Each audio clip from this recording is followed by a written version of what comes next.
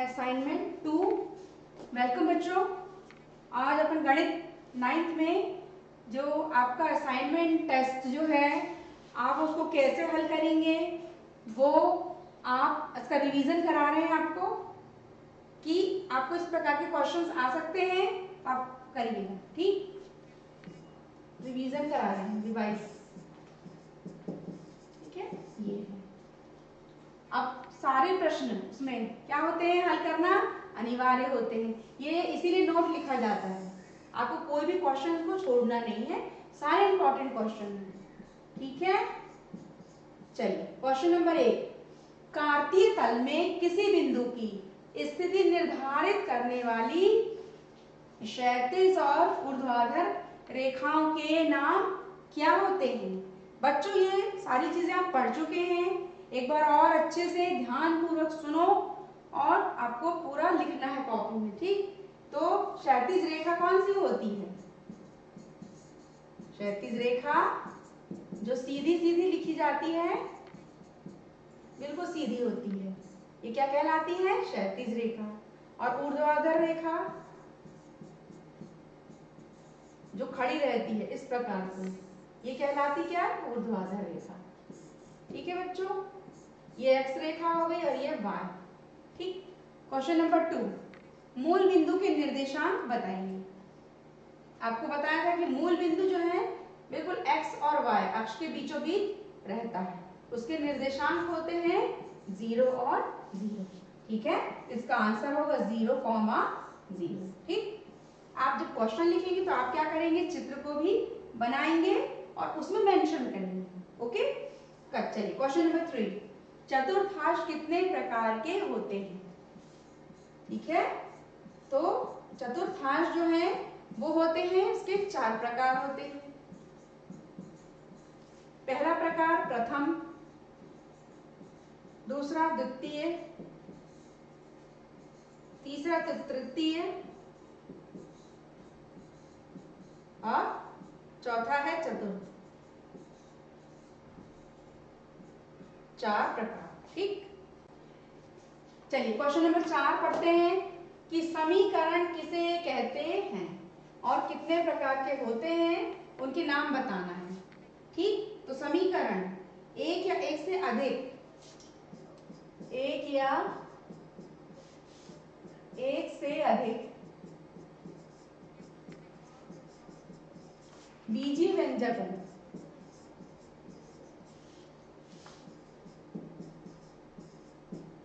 को एक या एक से अधिक बीजीय व्यंजकों को अभिव्यक्त करने वाले कथन को अभिव्यक्त करने वाला कथन समीकरण कहलाता है।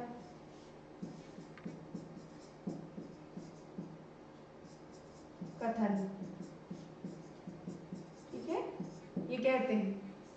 अच्छा, समीकरण के एक चर वाला के प्रकार होते हैं। पहला एक चर वाला समीकरण, एक चर वाला समीकरण। एक चर का मतलब एक चर राशि x होगी, x + 2 = 0, ये हो गया एक चर वाला। दूसरा प्रकार है दो चर वाला। ठीक है, दो चर वाला। दो चर राशियां बताई थी आपको हमने, x धन y = 4, ये हो गया दो चर वाला रैखिक समीकरण। अब आता है क्वेश्चन नंबर 5। त्रिभुज किसे कहते हैं, वह कितने प्रकार के होते हैं? ठीक, त्रिभुज होता है 3 सरल रेखाओं से घिरी आकृति को कहते हैं। रेखाओं से घिरी आकृति, ठीक है, कहलाती है। ठीक, तो त्रिभुज बनाते हैं।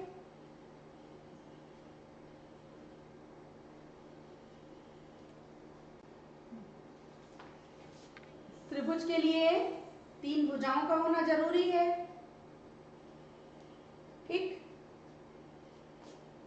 3 सरल रेखाएं हैं, इन रेखाओं के नाम इसे इस चिन्ह द्वारा व्यक्त करते हैं। अब इस चित्र में शीर्ष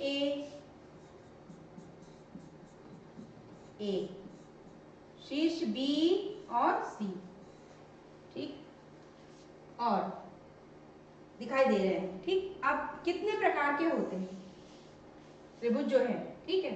तो त्रिभुज के प्रकार होते हैं, आपको याद है बच्चों, पहले बताया था हमने, विषम बाहु त्रिभुज, ठीक है।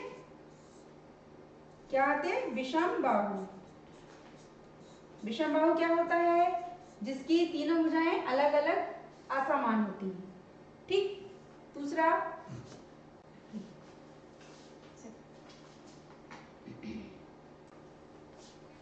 होता है समबाहु,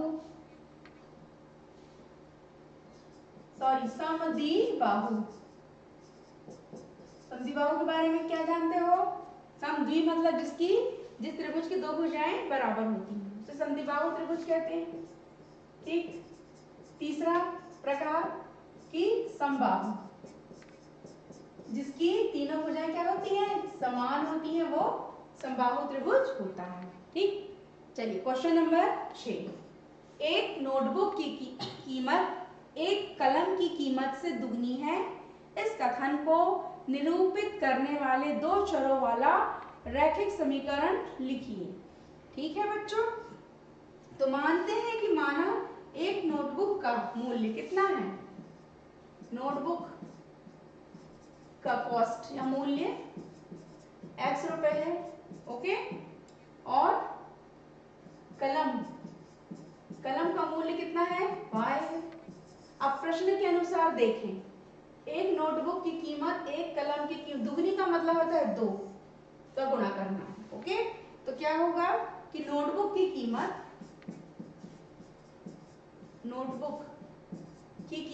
बराबर 2 गुणा कलम की कीमत, ठीक है। तो नोटबुक की कितनी हुई? x हुई, और कलम का दुगना करेंगे तो 2 और ये y, ओके। इसका मतलब होगा कि x बराबर 2y, ये कहलाएगा एक समीकरण। अब इसे दो चर वाला कैसे बनाएंगे? x माइनस 2y, माइनस जो 2y है वो पक्षांतर हुआ, बराबर क्या हो जाएगा? 0। इसको कहते हैं दो चर वाला रैखिक समीकरण, ठीक है बच्चों, आया समझ में? Question number 7। त्रिभुज किसे कहते हैं? भुजाओं के आधार पर त्रिभुजों का वर्गीकरण सचित्र समझाइए, ठीक। आपको अभी हमने त्रिभुज की क्या बताई थी? परिभाषा, ठीक। तो त्रिभुज की परिभाषा लिखेंगी, चित्र बनाएंगी, शीर्ष लिखेंगी। एक बात और बता दें इसमें कि त्रिभुज में कोण और भुजाएं भी, ठीक है। तो त्रिभुज के प्रकार भी आपने पढ़ लिए थे, लेकिन भुजाओं के आधार पर जो त्रिभुज का वर्गीकरण है वो बताना है, ठीक है। तो एक कहलाएगा, इसमें ए बी सी, ये सारे आपको पता है, पढ़ चुके हो आप, ठीक है। रिवीजन हो रहा है ये, तो रिवीजन में आप ध्यान से तो देखो कि कोण भी है, भुजा भी है और शीर्ष भी है, ठीक। कोण जो है वो कैसे डिनोट करेंगे हम?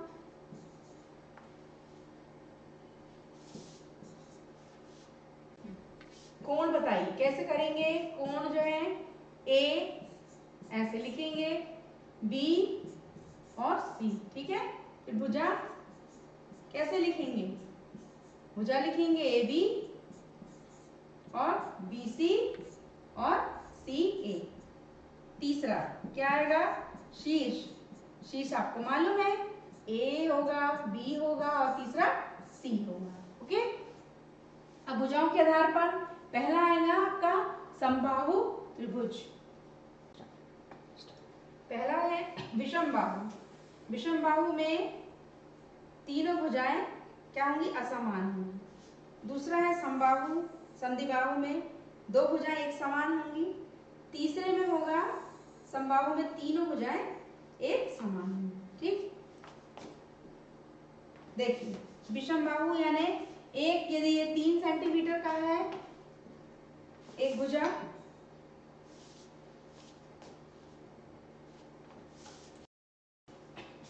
एक भुजा 3 सेंटीमीटर है,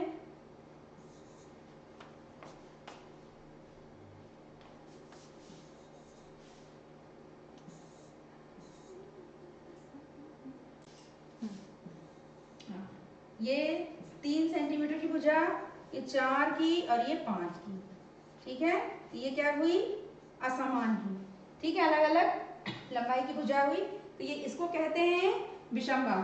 ठीक है, पहला। अब दूसरा आता है समद्वि बाहु। इसमें ये भुजा मान लो 5 सेंटीमीटर है और ये वाली भुजा 5 है और दूसरी भुजा है 6 सेंटीमीटर। इसका मतलब ये दो भुजाएं जो है बराबर हैं, एक तीसरी भुजा, तो ये कहलाएगा समद्विबाहु। तीसरा है समबाहु में तीनों जो है एक समान, जैसे ये 4 सेंटीमीटर की भुजा, 4 सेंटीमीटर इसकी भुजा और 4 सेंटीमीटर। ओके बच्चों, तो ये इसका ये वर्गीकरण हुआ। आपको इसकी परिभाषा भी लिखनी है चित्र के साथ। ठीक है, कि समद्विबाहु क्या होता है, विषम बाहु और समबाहु त्रिभुज। ठीक है, क्वेश्चन नंबर 8, एक पासे को फेंकने पर विषम अंक, कौन सा अंक, विषम, हाँ, विषम अंक आने की प्रायिकता ज्ञात कीजिए। ठीक है, ठीक, तो बच्चों विषम अंक आपको पता है क्या होते हैं, विषम अंक 1, 3, 5, 7, 9, 11, 13, जो किसी भी संख्या से विभाजित नहीं होते। ठीक है, ये सारे अंक जो है विषम अंक कहलाते हैं। ठीक, तो पासे में होते हैं 6 अंक होते हैं कुल। ठीक है, तो क्या लिखेंगे हम कि पासे में अंकों की संख्या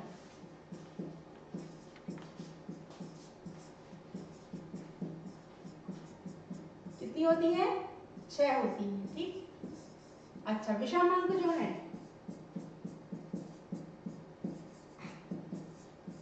विषम अंकों की संख्या 1, 3 और 5, क्योंकि पासे में होते हैं 6 अंक, 6 अंक से पहले के अंक लेना है। ठीक, तो 1, 3 और 5 लिया है। ठीक है, अब इसका मतलब NE होता है अनुकूल परिणाम, अनुकूल परिणाम होते हैं, अंकों की संख्या गिनेंगे। हाँ, तो अंकों की संख्या हुई कितनी, 1, 2, 3, है ना, तो 3 हुई। अब NS मतलब कुल परिणाम।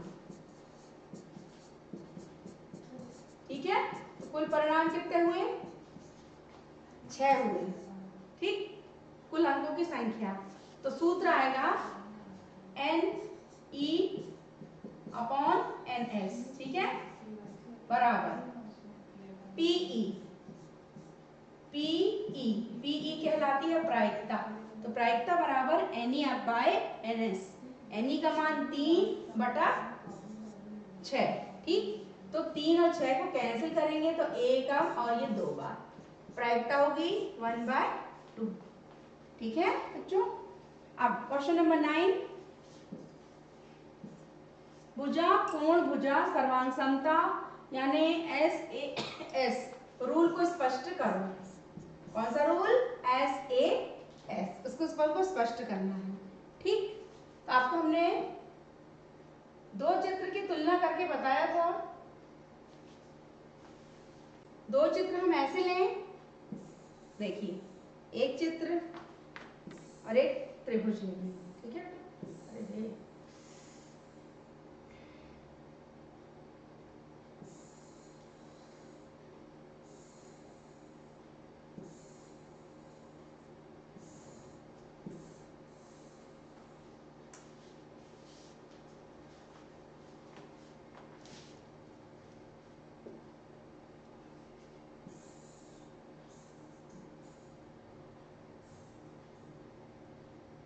ठीक है, 2 त्रिभुज ये ले लिए,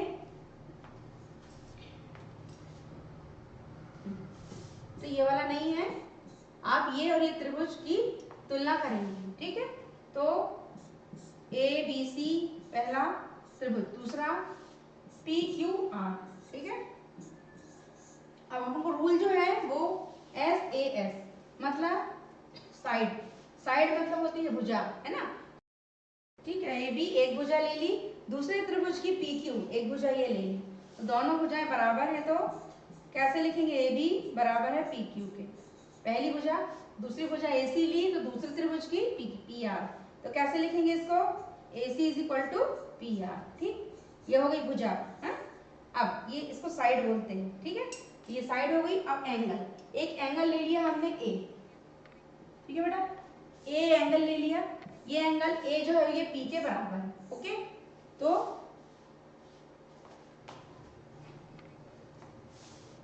एंगल A बराबर एंगल P के, ये एक कोण बराबर और दो भुजा बराबर, इसको क्या बोलते हैं, SAS रूल कहते हैं। ठीक है बेटा, लास्ट में क्या लिखेंगे इसमें कि त्रिभुज, क्या लिखेंगे, ABC सर्वांगसम है त्रिभुज PQR के।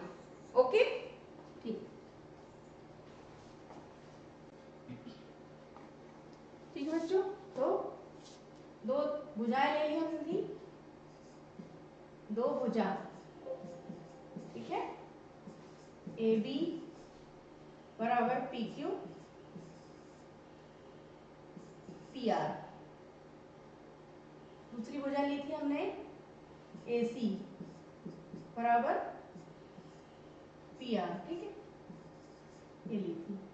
एक कोण ले लिया था,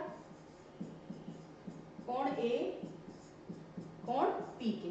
ओके, फिर से एक चित्र बना लेते हैं कि आप बार बार डायग्राम इसलिए बना रहे हो बेटा कि आप लोग भी क्या करें, इसको प्रैक्टिस में लें और आप भी चित्र को बनाते रहें ताकि आपको रिमेम्बर रहे।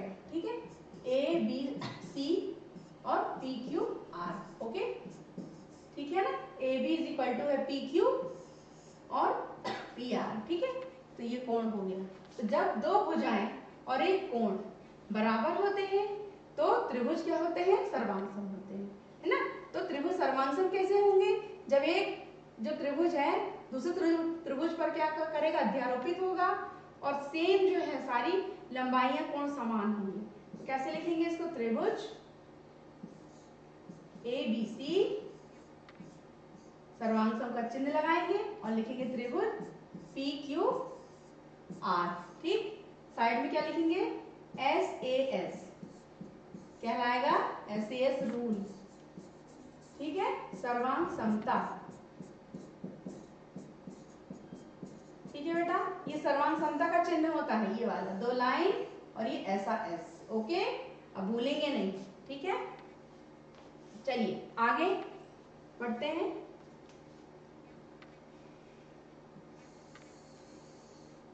आगे बढ़ते हैं, क्वेश्चन नंबर 11, निम्न की परिभाषाएं दीजिए। पहली देनी है समांतर रेखा। आपको हमने बताया था ना कि समांतर रेखा की क्या परिभाषा होती है कि एक ही तल में स्थित इस प्रकार की सरल रेखाएं जो एक दूसरे को नहीं काटती। ठीक है,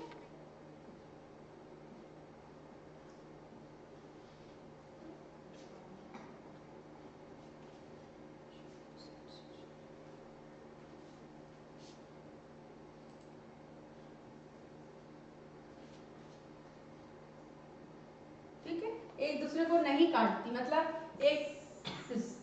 एक रेखा लेंगे और एक दूसरी रेखा लेंगे सीधी। ठीक है, और इसमें कोई दो बिंदु डिसाइड करेंगे, A B P और Q। ठीक है बेटा, ये तो ये नहीं काटती, समांतर रेखाएं कहलाती हैं। समांतर रेखाओं को AB समांतर है, ये चिन्ह जो है समांतर का होता है, इससे व्यक्त करते हैं PQ, मतलब कि AB जो PQ के क्या है, समांतर है। ठीक है, अब सेकंड है रेखा खंड। रेखा खंड मतलब होता है कि रेखा का वह भाग जो निश्चित बिंदु से प्रारंभ होकर अन्य बिंदु पर रुक जाता है। ठीक, तो रेखा खंड को कैसे डिनोट करते हैं, एक रेखा बनाएंगे,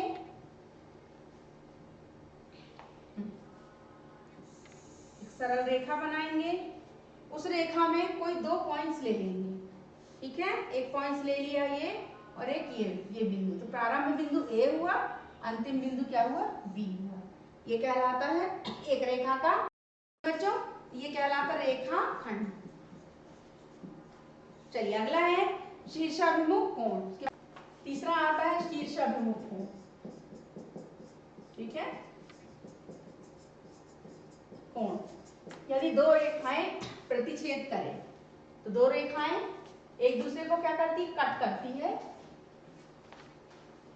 इस प्रकार कट करी ना रेखा, प्रतिच्छेद कर रही है एक दूसरे को, तो जो बने जो दो कोण है विपरीत, ठीक है, उनको कहते हैं शीर्षाभिमुख कोण। ठीक, तो मान ले ए बी एक्स और वाई, ठीक, और एक और जो है जिस रेखा पर वो कट कर रही है वो ओ कहलाएगा। ठीक, तब इसमें कितने कोण बन रहे हैं, चार। कौन कौन से, एक दो तीन और ये चार। आया समझ में? तो कोण कौन से बन रहे हैं, ए ओ वाई पहला कोण, दूसरा कोण बी ओ वाई, तीसरा कोण ए बी ओ एक्स और चौथा कोण है ए ओ एक्स। ओके, ये चार कोण जो बन रहे हैं विपरीत कोण बन रहे हैं। ओके, एक के विपरीत तीसरा है, दो के विपरीत चौथा है। ठीक है, तो ये शीर्षाभिमुख कोण कहलाएगा। अगला है, ठीक, अगला आता है कोण को लिखना है आपको। कोण को बताया था कि दो रेखाओं से घिरी आकृति या दो कोई किरण किसी एक बिंदु पर किस इस प्रकार मिलती है, दो कोई किरण ये है, एक बिंदु ये है, इस प्रकार मिलती है कि जो बीच का जो कोण है, कौन सा, ये हिस्सा जो है, ये क्या कहलाता है, कोण कहलाता है। इसे थीटा से व्यक्त करते हैं। माना कि इस रेखा का नाम ए बी और सी है। ओके, तो कोण बन रहा है कोण सी A B.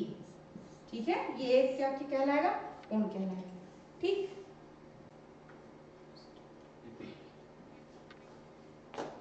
Question 12, A B C एक समकोण त्रिभुज है, तो एक समकोण त्रिभुज बनाएंगे। ठीक है,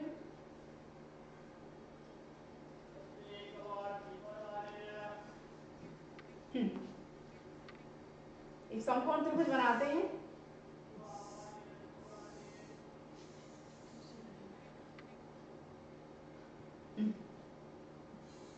ये ठीक है, कोण ए 90 डिग्री का है, इसका नाम ए, यह है 90 अंश, और A B is equal to A सी।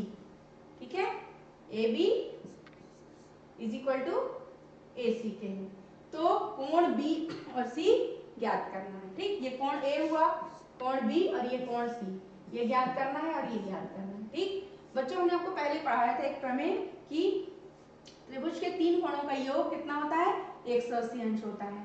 तो उसको कैसे लिखते हैं, कोण ए धन कोण बी धन कोण सी बराबर कितना होता है, 180 अंश। अब चूंकि ये दिया है कि ए बी बराबर ए सी है, तो जो कोण बी होगा वो कोण क्या होगा, सी के बराबर होगा। तो सी को बी का बी लिख सकते हैं। ठीक है, सी के स्थान पे बी लिख सकते हैं क्योंकि भुजाएं एक ही है। तो कोण ए प्लस, अब कोण ए का मान कितना है, 90 डिग्री, तो यहाँ 90 लिख दिया, प्लस कोण बी और कोण बी, 2 कोण बी इज इक्वल टू 180। ठीक है, अब 2 कोण B is equal to 180 minus 90 करेंगे तो आएगा 90, और कोण बी की वैल्यू आएगी 90/2। सॉल्व करेंगे तो कितना आएगा, कोण बी बराबर 45 आएगा। इसको आप 2 से 90 को क्या करेंगे, डिवाइड करेंगे। ठीक, तो 45, तो कोण बी की वैल्यू आ गई 45। जब कोण बी की वैल्यू 45 है तो कोण सी की भी क्या होगी, 45 डिग्री ही होगी। ओके, चलिए क्वेश्चन नंबर 13, यूक्लिड की चार अवधारणाओं कौन सी हैं, बताइए। बच्चों को हम बता चुके हैं, यूक्लिड की चार अवधारणा होती है। एक बिंदु से अन्य बिंदु तक एक सीधी रेखा क्या होती है, खींची जा सकती है, ये पहली अवधारणा। दूसरी है, एक शांत रेखा को अनिश्चित रूप से क्या करते हैं, बढ़ा सकते हैं, हम कितनी भी लंबी कर सकते हैं, ये दूसरा हो गया। तो केंद्र मानकर और त्रिज्या लेकर एक वृत्त खींचा जा सकता है।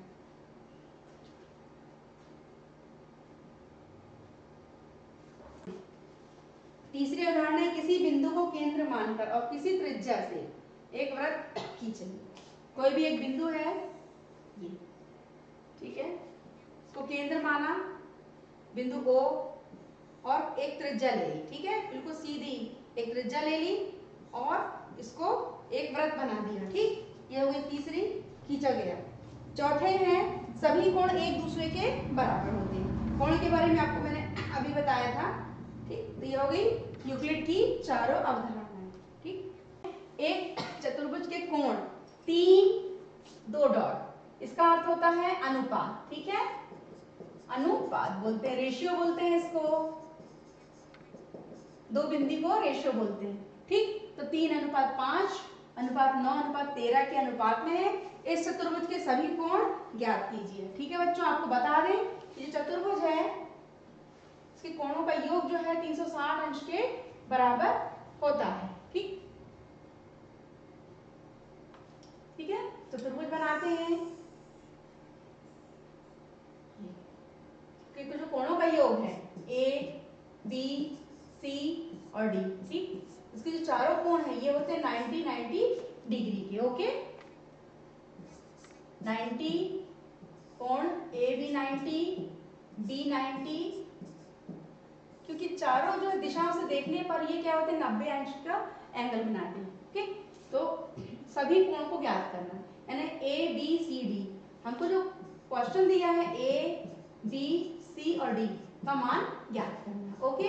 तो चारों कोणों का योग होता है 360। कैसे होता है बेटा बताते हैं।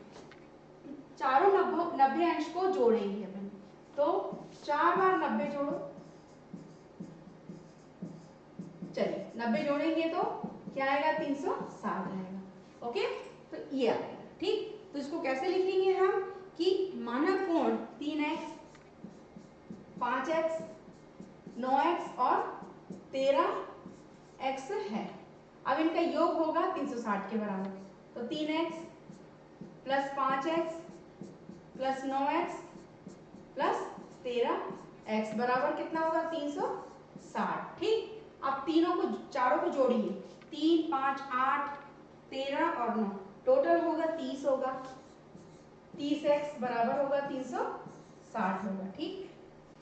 चलिए तो एक कोण क्या है 3x हुआ, दूसरा 5x 9x और 13x, ओके। उनको x की वैल्यू निकालनी है, ठीक। तो हल करेंगे, x बराबर होगा 360/30, ठीक, 0 से 0 कैंसिल हो गया, ठीक। 3 को 36 से भागित करो तो आ जाएगा 12, ठीक, यानी x के कोण का मान कितना आ गया 12 आ गया। अब हमने क्या माना था 3x है पहले कोण का मान, तो 3 इंटू x का मान पुट करें 12 तो आ जाएगा 36। इसी प्रकार क्या था 5 इंटू 12 कितना होगा 60 डिग्री, ये सारे कोण। फिर 5 के बाद 9 गुणा 12 करेंगे क्या आएगा 108 डिग्री, ठीक। नेक्स्ट 13 गुणा 12, ठीक, तो ये आएगा 156 डिग्री, ठीक है बेटा। ये चारों कोण के मान प्राप्त हो गए, ठीक। नामांकित भी करेंगे A C B और D, ठीक है बेटा। देखिए बच्चों क्वेश्चन है कोण किसे कहते हैं, कोणों के प्रकारों को सचित्र समझाइए, ठीक है। तो पहला आता है न्यून कोण, ठीक है। तो न्यून कोण जो है न्यून मतलब 60 अंश का होता है कोण, ठीक है बेटा, 60 अंश वाले न्यून कोण होते हैं। फिर दूसरा आता है समकोण, कि जिस कोण की माप 90 अंश होती है, ठीक है, कितनी होती है 90 डिग्री, उसे समकोण कहते हैं। अधिक कोण जिस कोण की माप 90 से अधिक होना चाहिए, अधिक मतलब 120 होती है। फिर आता है सरल कोण, सरल कोण की माप होती है 180 अंश, ठीक। फिर आता है पूरक कोण, पूरक कोण में दो कोणों का योग कितना होना चाहिए 90 अंश के बराबर, तो 50 और 40 यदि एक एक कोण लेते हैं तो 90 होगा, ठीक। इसी प्रकार 80 और 10 लेंगे तो 90 होगा। फिर संपूरक कोण, संपूरक कोण मतलब जिसकी जो माप है